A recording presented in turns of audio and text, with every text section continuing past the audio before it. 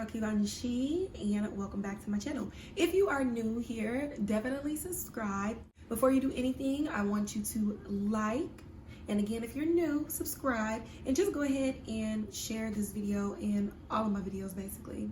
Today's video is just going to be super quick. I did not want it to be long, and it's going to be on how I did my box braids.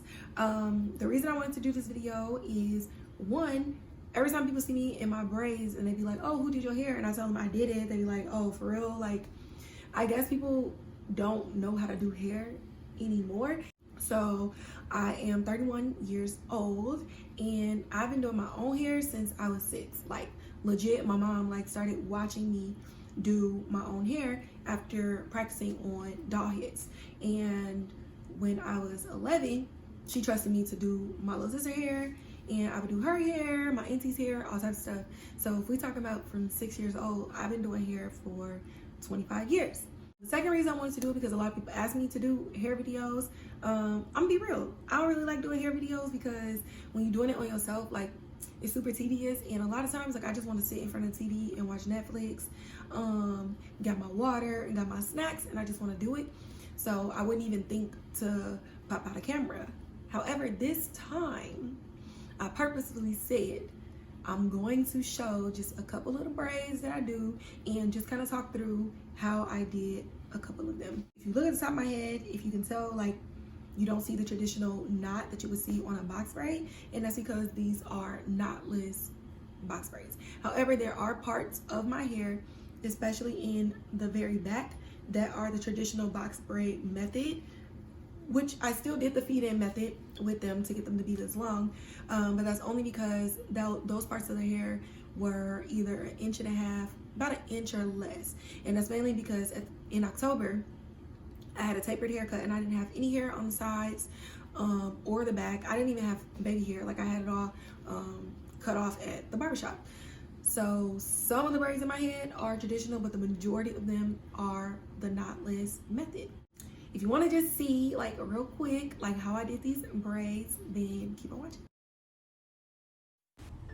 Hey y'all, so here you're going to see me part out my hair, and in order to get my hair to lay as flat as possible, I went with the brick layer method. That's where each braid is going to lay in between the ones below it, just so my hair isn't bulky and the braids aren't stacked one on top of the other.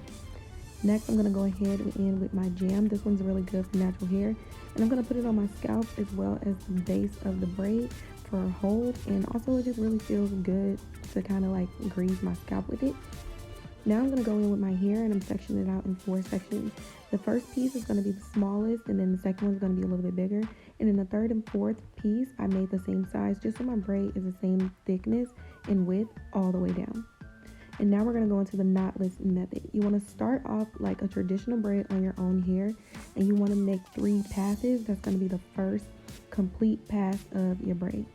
Now I'm right hand dominant, so as I'm adding the hair, I'm holding it with my left, and then I'm continuing on with my right hand, and I'm putting it underneath. So as you'll see here, I'm just moving the hair out of the way behind me.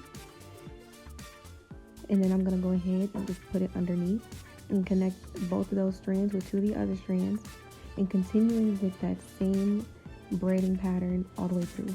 And you want to make a complete braid, so you want to do 3 more passes before you add in the next piece of hair. So here I'm just going to go in with my second piece, and it's not super slow mode, but I just decided to keep this in real time so you can just kind of see how long it takes me to add in each piece. Now here for my third braid, this is where I'm gonna start to take that braid down, and you're gonna also see me add a little bit of jam on here because I'm gonna start taking this braid down. I'm gonna slick all my short pieces of hair into that braid so I don't have any pieces of hair sticking out as I braid it down. And with each pass, I'm just gonna go ahead and try to connect all of my hair with the braiding hair as I go down. So this is my third pass, and as you see, I'm adding jam on that third piece of little scraggly hair that's just sticking out, and I'm gonna braid down. Now here you're gonna see me switch and go with the overhand method because you can, not the overhand, the underhand method. And this is gonna get me to be able to just braid a little bit faster.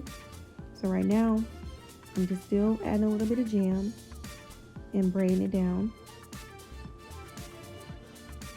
And now I've switched to from overhand to underhand. And that way it's just gonna go a lot faster than me staying overhand. Now here, that piece that I just showed you is like the skinniest piece.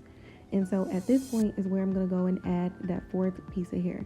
And I do it to where that skinniest piece is right there, just so I can kind of keep that same level of thickness on every braid. And I'm gonna take one of those passes and connect it to there, and the other piece is on the bottom, and I'm still going to continue. Now to get that fourth piece to look as smooth as possible, I'm just gonna add a little bit of jam and make sure I'm braiding that connected piece really, really tight. And then I just go ahead and braid all the way down, as you can see in this sped up clip. So it's really, really easy.